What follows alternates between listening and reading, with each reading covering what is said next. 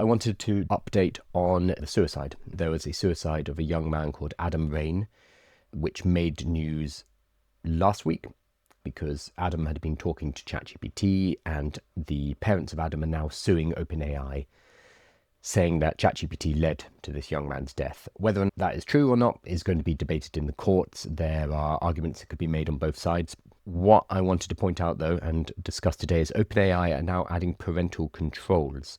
So specifically, they are going to be giving parents options to gain more insight into and shape how their teens use ChatGPT. They're adding parental controls and considering additional safeguards, the company said in a blog last week.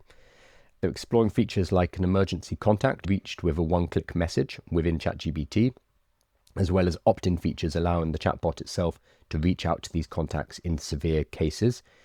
The difficulty is it requires the vulnerable person to turn those on unless the parent is tech savvy enough to turn those things on the teenager's device beforehand.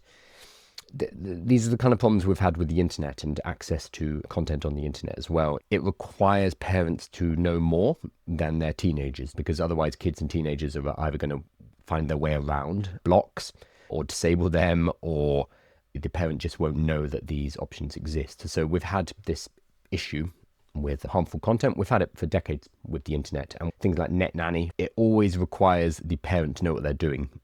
That is the main problem, and parents tend to lag behind their teenagers. Remember that teenagers have an awful lot of time on their hands to circumvent safeguards like this.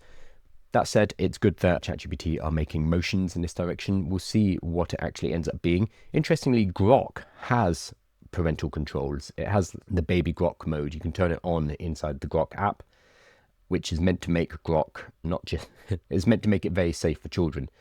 It's a weird, I don't know why you'd give your kid Grok in the first place, because Grok is the most not safe for work of the large language models. So it seems like a strange one to give to a child, but at least they did add a toggle in to make it more child friendly. Looks like ChatGPT is going in that direction.